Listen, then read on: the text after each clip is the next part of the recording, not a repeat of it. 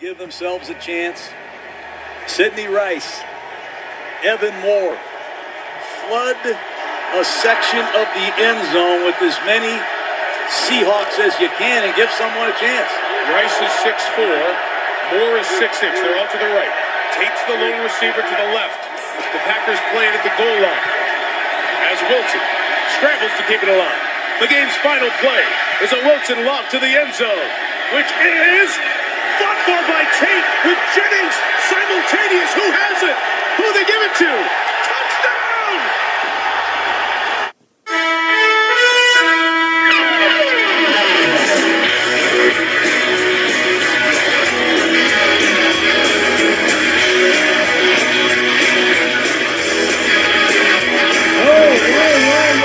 Hey everybody, sorry to keep you waiting. I was engrossed reading this great book that a good friend of mine gave me, the Ultimate Super Bowl book, 2nd edition, a complete reference to the stats, stars, and stories behind football's biggest games and why the best team won. Again, it was a gift. It was a great gift. It was signed by the author. Thank you, Johnny. Really appreciate that, man. Love you, brother.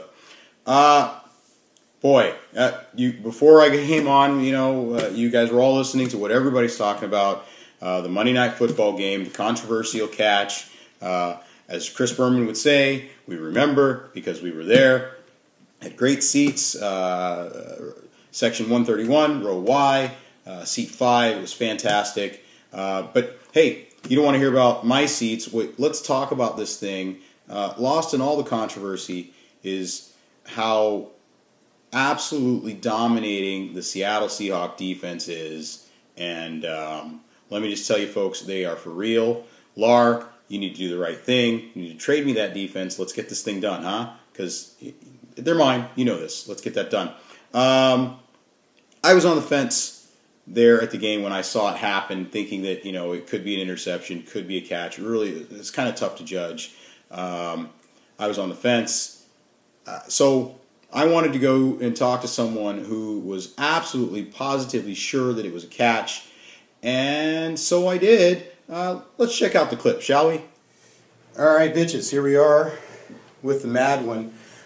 It's a controversial week this last past Monday, both in fantasy football world and in national football world.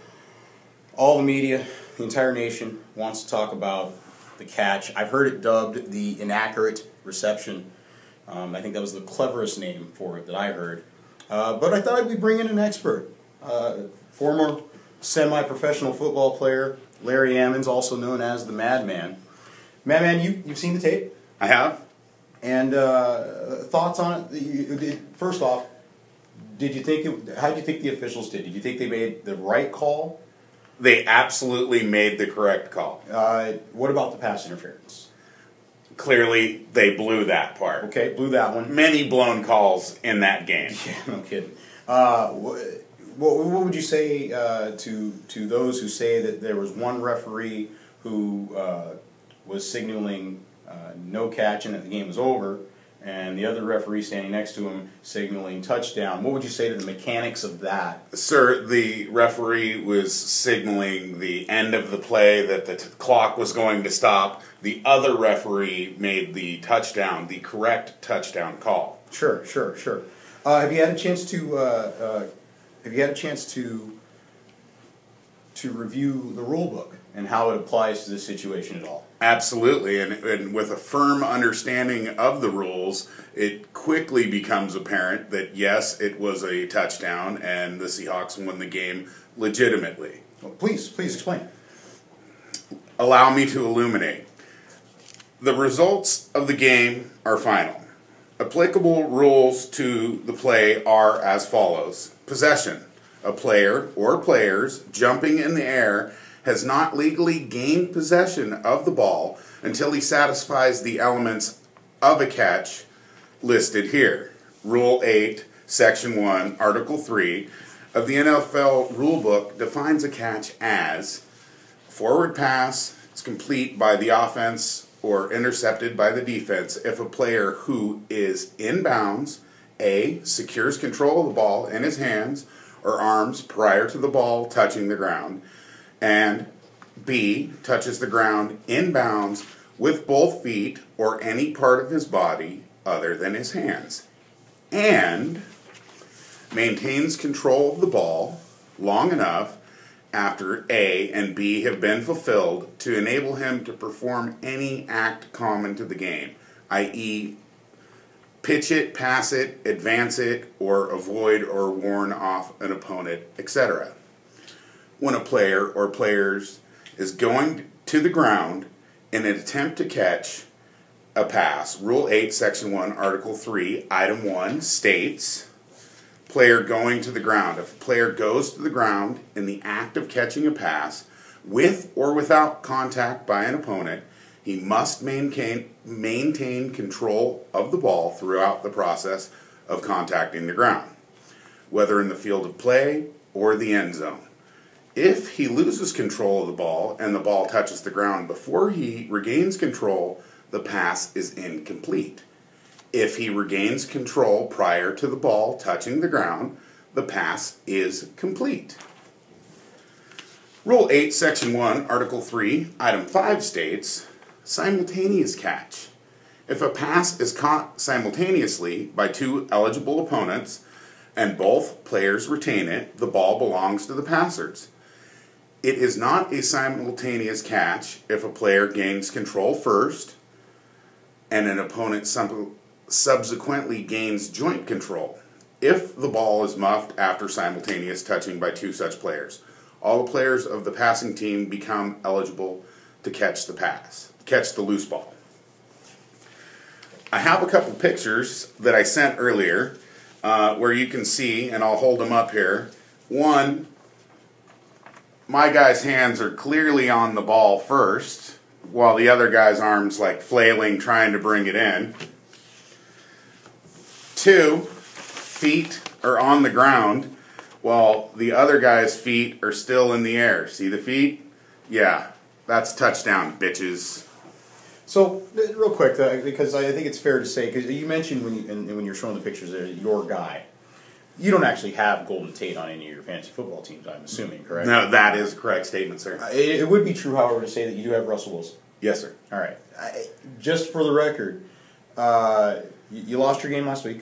Yeah. So you didn't gain anything personally from that particular play, from it being ruled the way it was. No. It's safe to say that? That's correct. There you have it, folks. Larry, thank you for your time. Thank you. It, sir. And we'll see you guys tonight. Good luck. Hey, I don't know about you guys. I actually found that kind of interesting. And Laura, I think you've actually turned me around on this issue. I honestly, before today, I was legitimately on the fence. Even though I was at the game, I was legitimately on the fence about whether or not it was even disputable that it could be a catch. I mean, I know all the arguments and whatnot, including the one that the Mad one brought to light. I know that argument. I thought it was kind of a thin argument until I watched a video on KCPQ's website. Any of you out there, KCPQ is a local news channel here. It's a local channel, and they actually have an exclusive video from the back of the end zone, and in it, it's really, really interesting. You can actually see some of the things that Larry was talking about. You can actually see where Golden Tate gets his hands on the ball and has his feet down, and all those different things. Lar, I was on the fence. I'm not on the fence anymore. Thank you very much. Appreciate your time. We're hoping to do these kinds of interviews throughout the rest of the season. Maybe sometimes it'll be with guys in the league. Hoping to get Tiny on there. Speaking of Tiny, by the way, Tiny was not in the office today, so he's got this coming. For those of you who wonder, who is this Tiny guy? You know, if you aren't in the league, or if you're in Minnesota and just haven't really met him or hung around with him or anything, but if you're not in the league and you've just stumbled on this thing on YouTube and for whatever reason, God help you, you're still watching. Who the heck is this Tiny guy? Tiny, as we all know, named his team after the chef from South Park quote, tiny, salty chocolate balls.